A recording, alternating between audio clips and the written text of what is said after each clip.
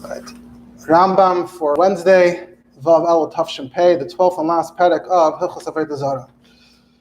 So yesterday we learned a very action-packed Perek full of interesting things, starting with Chukos HaGoyim and moving on to Nichos, Kaisim, Ma'ayin, and many more. But as we said, we started with Chukos HaGoyim, and most of the examples had to do with Chukos HaGoyim had to do with haircuts. So today in the last Perek, which as we said, it's finishing the whole Hilchos Avoda Zara and everything involved, we're going back to topics that are like that. So those are the last mitzvahs number 45 to mitzvah 51, and they are number 45, the payas, not to cut the payas, number 46, not to cut the beard, number 47, a man shouldn't wear women's clothing, 48, women shouldn't wear man's clothing, 49, not to do tattoos, 50, not to cut oneself, 51, not to pull one's hair out for a dead person.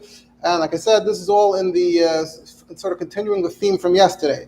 The reason why yesterday he started with Chukos HaGoyim and went off into Nichos is, I guess, because in Chazal, all those other things are sort of under the general umbrella of Darkei HaAmori. So there's an association there. But today we're going back to topics that are actually a lot similar to Chukos HaGoyim in that style, things that have to do with the person's appearance, that are a connection to Avoda Zara or the culture surrounding Avoda Zara, etc. So we're going to start with number 45, which is the Isser of cutting the payas. The Rambam says, you don't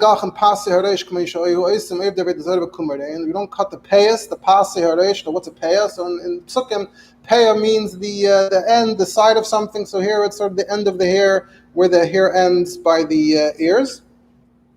And the Rambam says it's the way, the Rambam says explicitly, this is what the Avoda Zara people used to do. That's what the priests used to do. So this is a shtickle chiddush. Where does the Rambam get this? So the Torah actually in the Siman Kuf Pei Aleph, which is about cutting the payas and the beard, he actually attacks the Rambam a little bit, and he says that the Rambam says it's for this reason. Where does it say that? We don't need a tam for mitzvahs. Mitzvahs malachim aleinu. Often they need the time, and if we don't know the reason, it's good enough for us. So that gets everyone going. What's the Torah? What's the Torah attacking the Rambam? So the Beis Yosef is also, of course, the author of the Kesef Mishnah here on the Rambam. So the Beis Yosef over there defends the Rambam, and he says, first of all, are we accusing the Rambam that he wouldn't agree to do the mitzvah if he didn't know the reason? Of course he would. So the Rambam holds that we need to look for reasons if we can. If we don't have a reason, then we'll say we don't have a reason. And he says, anyway, I don't think that Rambam made it up. It comes from the Psukim, because right before the Psukim of the beard and the payas, it talks about Chukos HaGoyim. Right afterwards, it talks about cutting and tattoos, which we're going to learn about later. So it's almost like the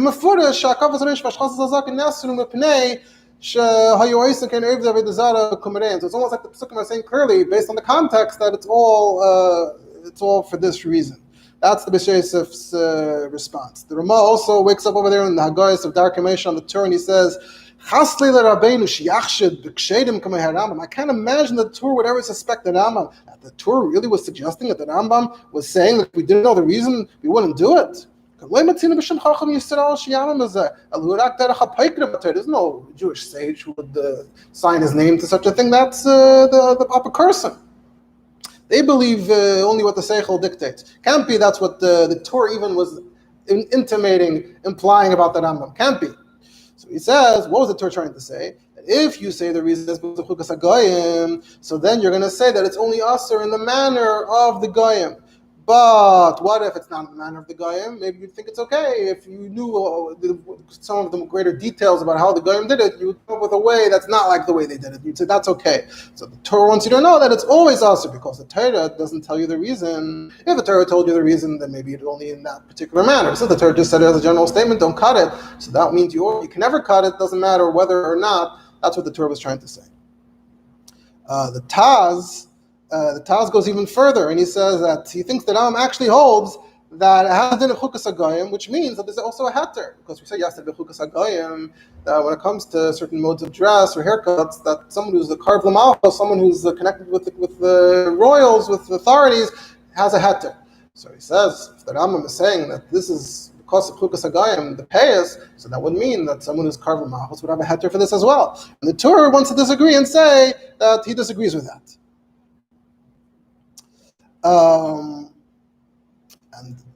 And then the chain goes even further. The Panameiris attacks the Taz and says Chalila to say that Rambam would say such a thing, because what's the whole reason that what's the reason we said yesterday that it's mutter for Kreb Lamalchus? We said the reason is because the Torah didn't say clearly what Chukas HaGoyim are. So if the Chazal decided what the Chukas HaGoyim are, they can give a dispensation, an exception for someone. But here the Torah says clearly, don't cut your payas. So the Rambam, it would be impossible for the Rambam to ever hold that either. So very exciting back and forth sparked by this line of the Rambam that anyway, so the pasuk is Shenemar Leisakifu Pa'as Reishchem. This is a pasuk in Kedoshim, like the B'Sheis have said. It's couched by Leisa Nachshav Leisa Ineinum from yesterday, and the other halachas we're going to learn later. And now the Rambam gets to the halachas actually. V'chayv kol peya, you're responsible, you're chayav for either one. So if you cut both sides, both temples, even if it was a one shot, with one warning, like ishtayim, because it's like killing two different people. You kill two different people, it's two different murders, so you have two different payas. Each payas has its own story. All right. Now that I'm the next paragraph in halacha av. Now that I'm add additional details about the manner of cutting. It says echan megalech payas hapayas b'vav meniach sar koladesh. Echan megalech koladesh ka'achad hoyel begilach hapayas lekes. Same is true for someone who just cuts the payas and leaves all the rest of it here. And same goes for someone who shaves his whole head in one shot. Since the payas came off, you get malchus. Now the Rambam says, so now the Rambam is going to get into the whole discussion of a lot of these things. The question is the guy doing it, and is the guy it's being done to? So the Rambam says, what are we talking about? The guy doing the act. The guy who it's being done to, he doesn't get malchus. Unless he assisted somehow. So the rule here is it's the act. The act is the problem. So whoever commits the act, he's the one who gets the malchus, even though the problem is that so-and-so ends up without payas, but the avera is the act itself. Obviously, the person shouldn't allow him to do it, but still the main avera is the act. And the same goes even for doing it to a child. The Rabbi actually disagrees with the Rambam, and he says,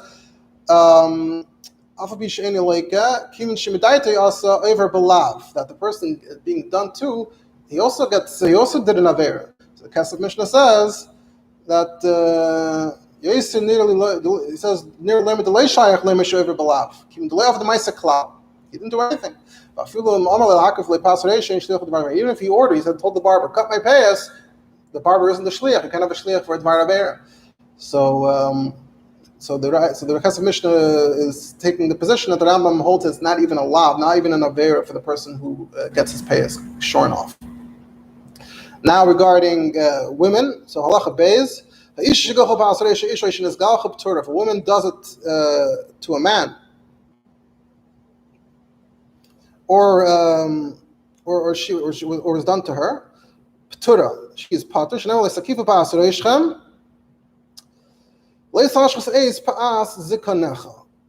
So the payas and the beard go together. As we say,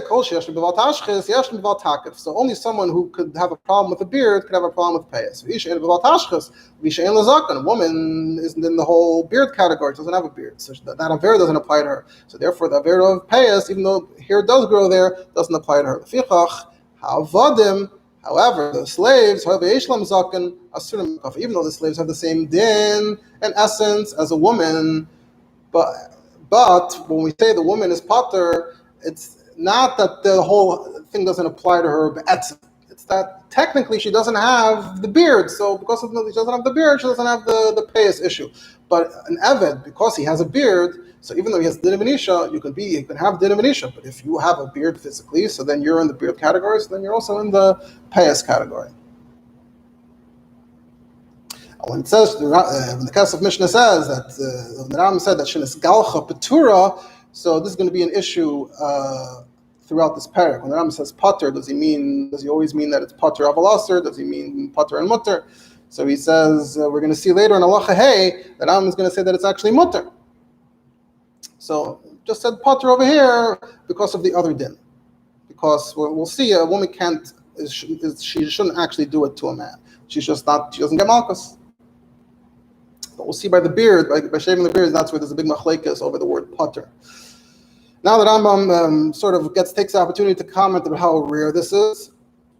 Halacha Gimel commits leisa sisha b'tei echad anashim echad anashim chayav mechutzi b'altakav b'altashas b'layitami kain l'meisim. It says all mitzvahs leisa, all negative commandments in the Torah, men and women are in that are chayav equally, except for three. Baltakif, Baltashlos, the two we just discussed, the beard because she doesn't have a beard, the payas because she doesn't have a beard, and about the kohen becoming tamei with a dead body only applies to the man, not to the woman. So that's unusual. Generally, every lay says it applies to the woman. And this is a Mishnah in Kedushin that says this exception.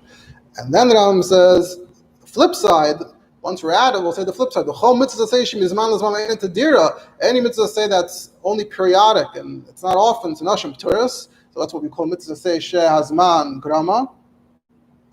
But there's an exception to that rule as well. Chutz mikiddush hayom, making kiddush on Shabbos, v'achilas matzah b'leili haPesach, and eating matzah Pesach night, v'achilas haPesach, and eating the korban Pesach, v'shlitas and shechting the Pesach, v'hakel simcha. Hakel, which we know, and Simcha is the mitzvah of Simcha and Yom Tif. Shanashim Chayavas, women are obligated. Now, in the Mishnah actually just says they're potter, and the Gemara says, "What about Matzah Simcha and Hakel?" The Gemara says, "Again, I guess the rule in the Mishnah wasn't total." And then the Kesef Mishnah says that the Rambam must have learned the other ones from other Gemaras. From putting all the different Gemaras together, it turns out it's not just Matzah Simcha and Hakel, but also Pesach and the other things. Now we move on to the unique. Once we're talking about these rules, we move on to the unique case of Tumtum and Androgenes. Tumtum and Androgenes are in Suffolk. So Tumtum and Androgenes are types of people where there's something unclear about their gender, something unclear about their genitals. It's just something vague and ambiguous there. So Tumtum, it's where you don't really see either one, and Androgenes is where you're seeing kind of both.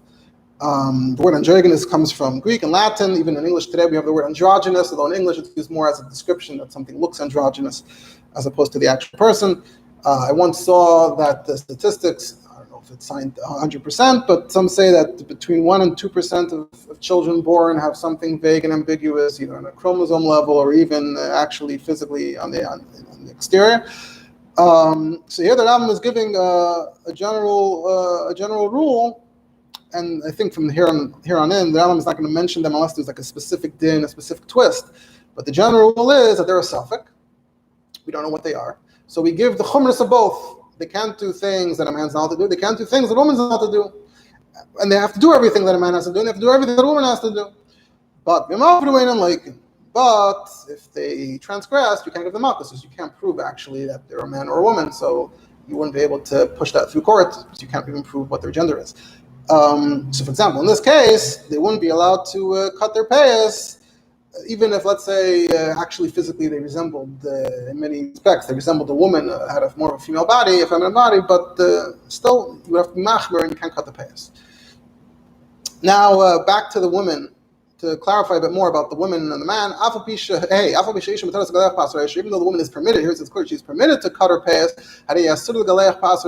she's not allowed to do it to a man. And she can't even do it to a child. So again, it doesn't really matter who's the one doing it, even though earlier we sort of said that it's the main thing is the person doing it. So we're sort of threading over here. On the other hand, though, even though she's for herself should be allowed to do it, so the Aver doesn't seem to apply to her, but to do it to someone else would be problematic on some level. If it points out though that's only midrabanan, she doesn't get malchus, and from the Kesef Mishnah it seems like the Rambam would agree with that. True. Now, what's the shear of the payah? What's the length? What's the amount? So the Rambam says, these payahs that we leave at the temples, Chacham didn't mention an amount. The Rambam says, we heard from our elders, which is an unusual lashon in the Rambam, that it shouldn't be less than 40. And this is still a shear in like width and in size, not in length, seemingly. Now, by the way, some have the girsa here of instead of 40, they have the girsa about 4. There's a whole discussion about it. The Rebbe addresses the whole controversy regarding the Rambam's attitude towards Kabbalah.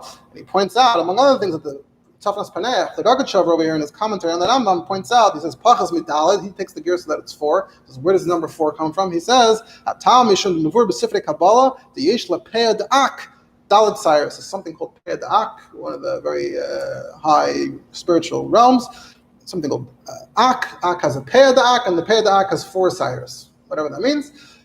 I am the Sefer Mafteach Ha'olamus. He is mitzayin to a certain Sefer in Kabbalah. So Rogatchover is suggesting that this Kabbalah, this Shmua of the Rambam from his elders is based on that Kabbalistic principle. And elsewhere in Sikhi, discussed Tavshim Beis, they've actually used the Tzavas Paneh as evidence that the Rogatchover himself clearly had some familiarity with Kabbalah, because it's interesting that the Rogatchover himself is citing this Kabbalistic idea as a way of explaining the Rambam. So that's just an interesting point. Adam adds another point. Mutar lilkoi tapeyas b'misparayim. You're allowed to pick out the payas with scissors. Leinasar el hashchasa shel tar. What's forbidden is only destroying it, completely removing it with a razor. So it sounds very clear that mamash mutar. So in other words, according to the Rambam, it sounds like there's no chiyuv to actually have payas. There's only an issur to destroy a payas, and that's where the Rambam concludes talking about the payas of the head. But to elaborate on this a little bit, there's a big discussion in Sfarim regarding the length, and also, is it really true you can just remove your payas entirely? So in Shulchan Aruch Sin Kuf Peyalef, he writes, "Any chayav el batar," like the Rambam, you need a razor. V'yesh oisrim b'misparayim kein tar, and some say that even a scissors which does a job resembling a razor, would also be a problem. V'yesh lachash l'divrei. The Mechaber, he leans towards you shouldn't remove your payas like that. Now that's the Rosh. The Rosh is the one who said misparayim kein tar. But then the question is, what is misparayim kein tar? What is a scissor job that's like a razor job? So according to the Rambam elsewhere, it seems like actually you'd have to leave the hair pretty long. You'd have to be able to bend the hair back to its root in order for it to not be misparayim kein tar. However, the Rosh Dafka, the Rosh is the one who holds that misparayim kein tar means as long as you leave a little dot, you're basically good. It's not like a tar.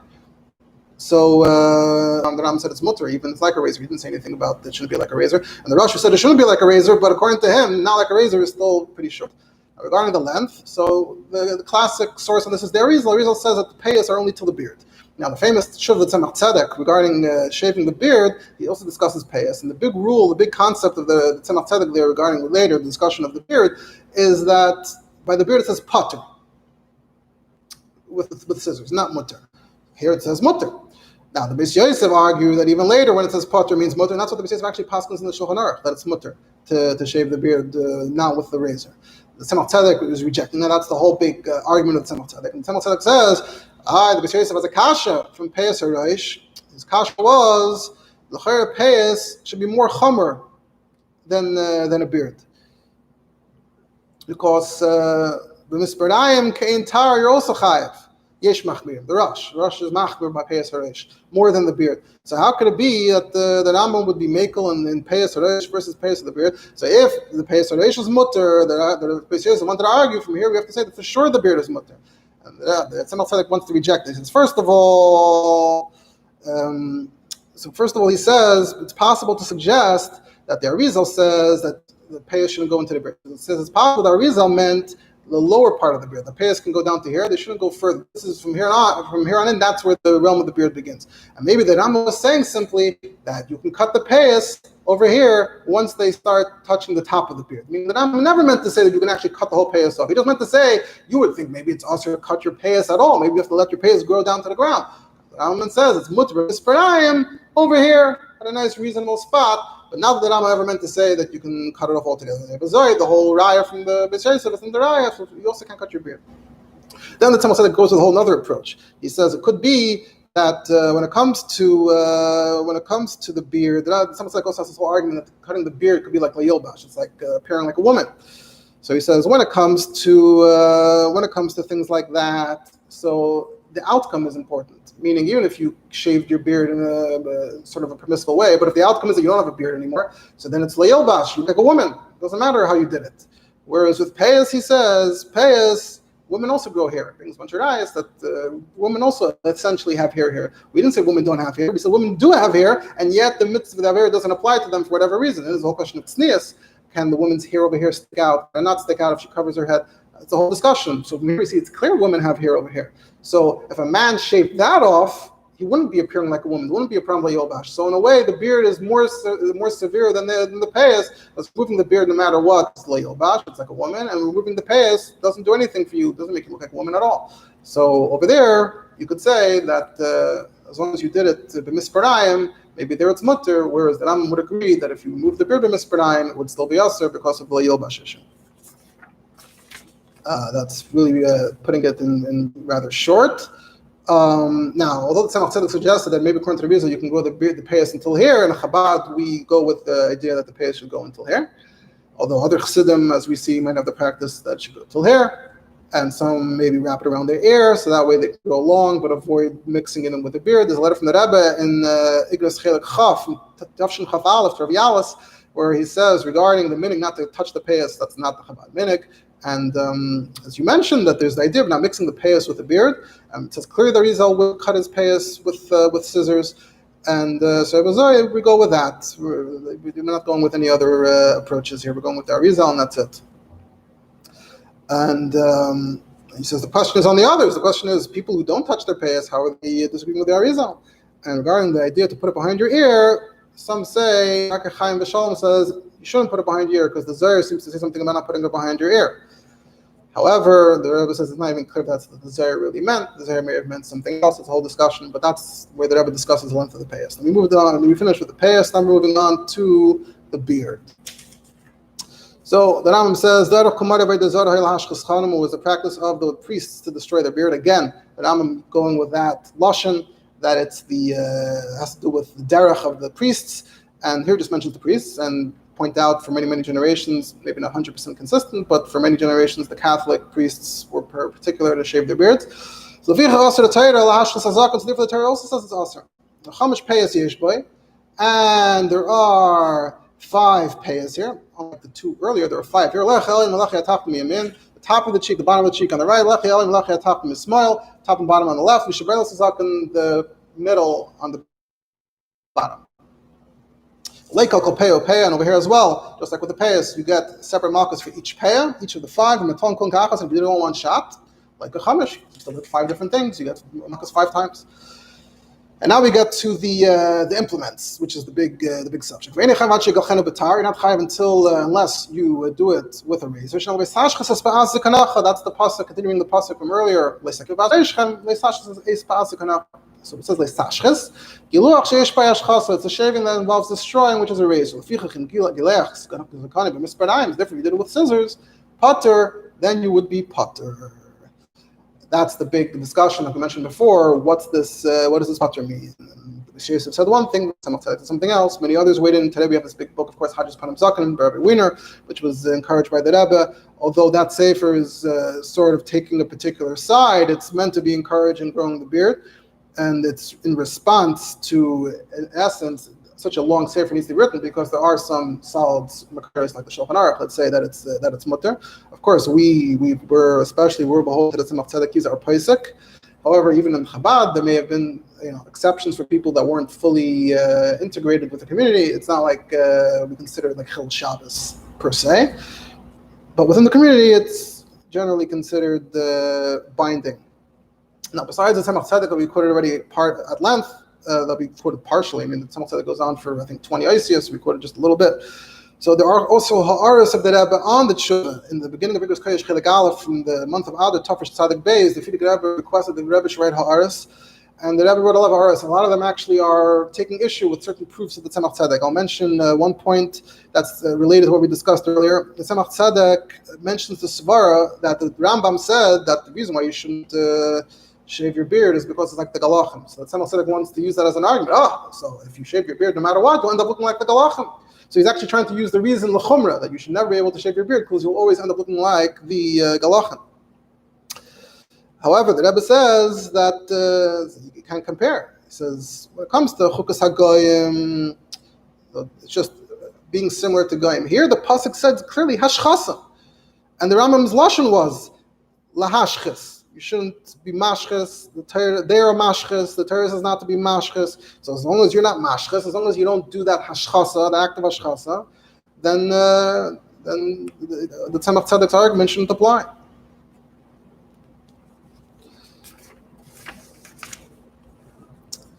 And he says the Rambam himself said that you could cut the payas, even though the Rambam said the payas are because of the Avoda Zara. So that ties into what we're talking about.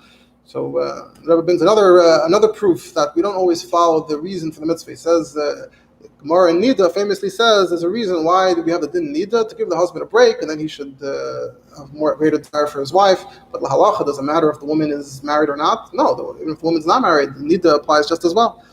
And the Rabbi points out that the Darkei Moshe and the Taz actually tried to say that maybe the Torah and the Rambam are arguing over halacha l'maisa, whether if you are like the Galkan out, but that's like we discussed earlier. So actually, this ties in the Tzemach Tzedek trying to apply that concept to the beard l'chumra. Another horror of the Rebbe, the Tzemach Tzedek wants to bring a raya from Shmuel. In Shmuel, there's a story where David sent envoys to the king of Ammon, and the king of Ammon was very suspicious, and he shaved half their beard, and they were very embarrassed. They didn't want to return, and the king said, "Wait till your beards regrow." So the Radak says that that was the minhag was never to shave. That's why it was so embarrassing. Here we see from the time of Tanakh that so the Tzemach Tzedek says, "Im gam l'dvar of minhag shelo can have seen zman kabbalah satira ad ata ef shalat chas v'shalom." So it's mamash a minhag since kabbalah satira. So it was like the minhag. It's till today you can't be matir it, especially if it's an isser. So it says tzarachian. So first of all, the Radak himself, look in the Radak over there, he says, Elim came, Mishum Tsar ve'evel. Unless people were mourning, then people would. He brings a raya from Yirmiyah where it describes the story of Gedalia that people came with their beards shorn because they were mourning the Churban. Also the whole Eretz Italia, Ari Edom, Italy, and other European countries, they've been shaving their beard for many, many centuries. Like the Tzemach Tzedek himself, in the beginning, brings from Divrei Yosef, that there was a whole dispute about the Jews in Greece. There were immigrants from European countries. The Jews who immigrated, they were always shaving their beards. The Jews in Greece did not, and they wanted to make a cherem that the Jews who moved to join them should no longer be able to shave. It was a whole dispute. So the Tzemach Tzedek himself is quoting Shuvas, Shemet Shtak, Sam Sefer. So came Batal Minhag Zoy B'Mei Abinayim. So this minute we sing it's a minute that's never been interrupted. It's been interrupted. Even interesting, the Radak himself ends off and says, "Shenoga came Be'ela Haratzas Asher Nach Nisham." That they do it in our countries. Well, maybe the Radak was referring to Goyim. I don't know. I just want to point out why was the Tzemach Tzedek writing all this? I think it's possible that it was also part of a response to the government. Just like yesterday we were discussing the response to the government regarding clothing, it could be also the Tzemach Tzedek was just wanting to make it clear that the government can't. It's not just these are all just simple minhagim that the government can wave away. Tzemach Tzedek was trying to make sure that it's very clear these are not just things that are easy to dismiss.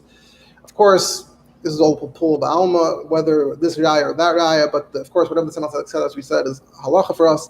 And interestingly, there's a whole shuvah from the Rambam, where the Rambam seems to say that he did cut his peyas hareish, his peyas hazaken. I don't know if we have enough time to quote the whole thing, but the Rebbe wrote a whole letter in Chelik Lamed Beis of Igris, also printed in Hadras Panim Zaken, where the Rebbe says that clearly the Rambam must have written that shuvah before he wrote what he wrote here, because the diuk from Potter, which shows that the Rambam holds that it's really aser, you can't change that diuk. So the Rambam saying that he must have did it.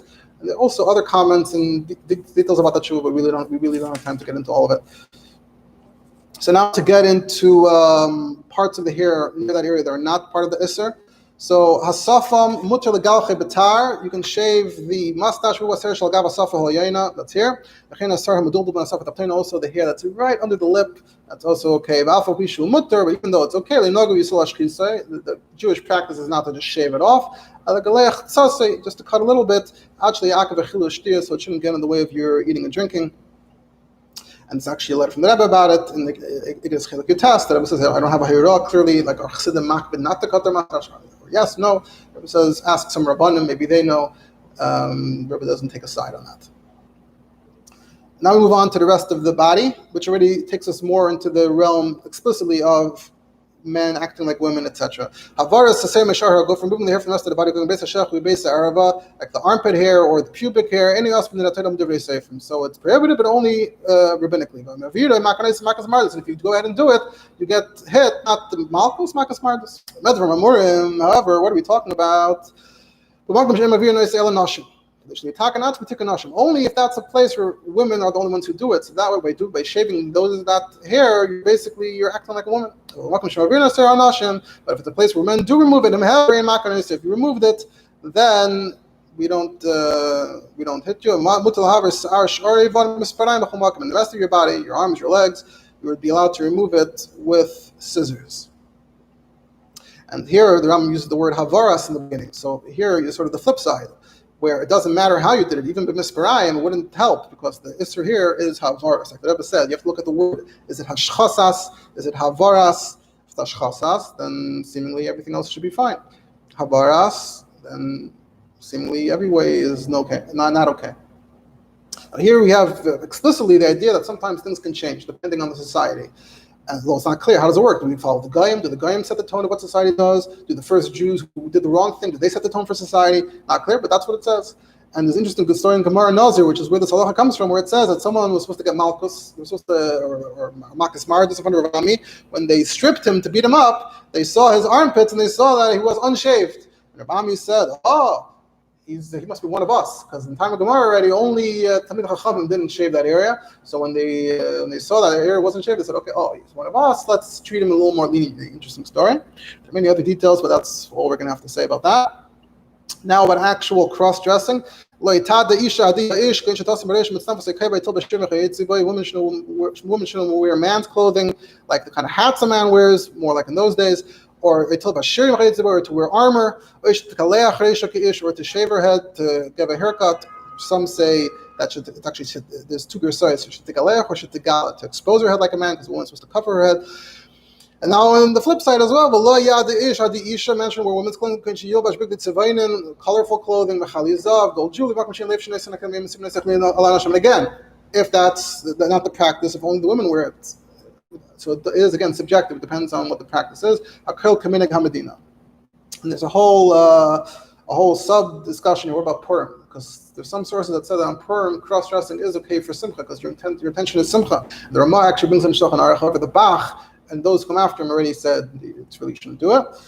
Can't get into the details. There's also a discussion nowadays about weapons, because we said armor, but it says elsewhere as well, weapons are considered a man's garb, not for a woman. So what about, let's say today in Israel, women in the army, women protecting themselves? So it seems to be that, first of all, there are some places that say that a woman can wear man's clothing if it's raining, for a teyalis, if it's not for beauty. So the question is, would that mean that if you're holding the weapons for a teyalis? Some say no, because the whole point of the weapons isn't for beauty. The whole point of the weapons is that you're engaging in warfare, and that a woman should not be engaging in warfare at all. But still, it seems that everyone agrees that if a person lives in a very, very dangerous place, it's literally for self-protection, then it would be okay. The question is more on a voluntary basis. Can a woman have any role in police, in the army, on a voluntary basis? That's the big discussion.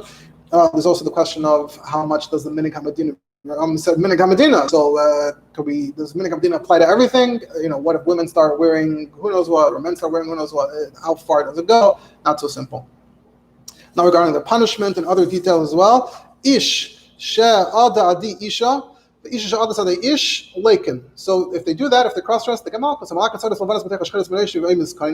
detail. A man pulls out white hairs from the black, from his head or from his beard. Even one here, you get malchus. That's like dressing like a woman. Instead of picking it, he painted it. Also, if you painted the one hair already, you're in trouble.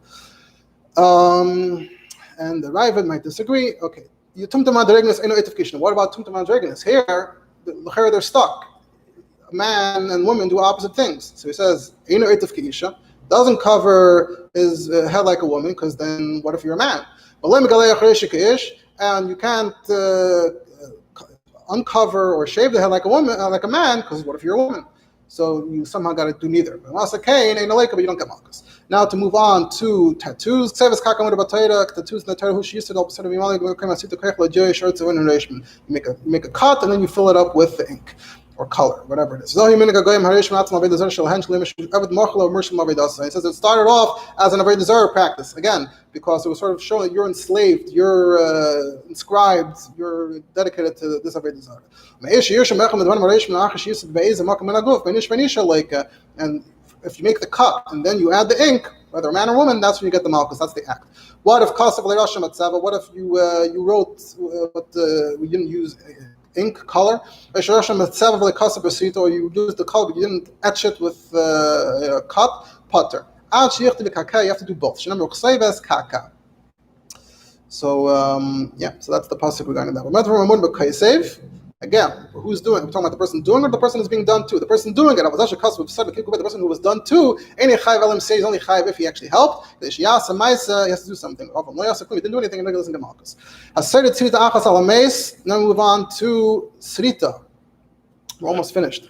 If you cut yourself to show the stress at a dead person, You got Malkush never said leverage the system of Sarchem. So that's the pasuk still in Kedoshim. Echad Yisrael Echad Kohen. Why are we saying both Yid and a Kohen? Because in Parshas Emor it says it by Kohanim. So it sounds like is it only a Kohen thing? No. From here we see that it's a Yid and a Kohen. Interestingly here, if you made one cut and you had 5 dead people in mind, or you had 5 cuts for one person, you still get Malchus 5 times. You need individual warnings. You have the word leisus goydin, and you have the word seret. So Rambam says it's really essentially the same act.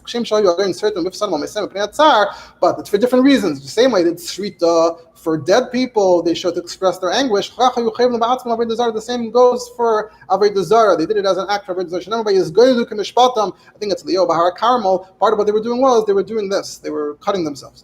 And the Torah also says leisus goydin that word, so it also includes that Avoda Zara act. There is a little difference as well. For a dead person, it doesn't matter whether it's a hand or with a vessel, with an implement. The Zara, the Kli Chayamalkus, where they put it. It has to be dafka with implement. Just point out that actually till today there is a Shiite practice called a tatbir, where once a year they cut their heads with swords. It's a very bloody affair. And there's a whole other concept of leisus goydin. The Rambam mentions here that there shouldn't be 2 batidin in one city. One basin does this, one basin does that. Because it's a big dispute. It says you shouldn't leisus goydin here means like say also agudais. The question is, how does that apply nowadays? Clearly we are not quite practicing like that. There's a tshuva from the Tzemach Tzedek also to the government, another one of those in that genre, where he says that the problem is actually only in one shul or in one basin, but they have multiple shuls, multiple basins. He says that's why the Chassidim who pulls hair out for a dead person. It says in the pasuk you should do it. Both the Jew and the Kohen, because it also was mentioned by the Kahan, so which we're actually going to use later to explain something. In the Leika al-Achas, you got 1 malchus. If you did 4 or 5 for one person, like you go after how many spots there are. But that's if you got warning for each one. Doesn't matter if it's your hand or with some kind of, either you pulled it out with your hand or you used some kind of cream. If you dip 5 fingers into cream, then you put it in 5 spots on your head. Since there are 5 spots, the outcome, even if there's one warning like a chamesh, you get 5 malchus shekulim buying achas as they all come in one shot. Now, even though it says beineinechem, but really your whole head. Shenemar by the kayanim it says leikruchu karcha b'reisham. So we put the 2 together and say sayid and sayah kayan, sayah between your eyes, sayah all over your head. Become a shira karcha. And what's the shir? The shira mereish hagris panoi beloy say or. So you can the spot has to be at least a gris. A gris is half of a fava beam, half a pole. So if that spot is devoid of hair, that's a karcha. What if a person did it out of pure distress, not for a dead body, or not for a Zara, but just for some misfortune? His house collapsed, his ship sank. Potter sounds like it's still usher, but your potter it has to be specifically for the dead or for a Zara. Now back to the question of doing it to yourself, doing it to someone else. If you do it to your friend, or you do the cutting the street to someone else, or you do the tattoo on someone else, and the other person is helping. If they're both amazing, they both did it belong to and they both get malchus. Different here. If one is b'shegig, one is amazed mishneim leikav, then whoever did it on purpose, doesn't matter which one, he gets the malchus, and one who is shegig, he is pater. Brich Rachmana, this I on.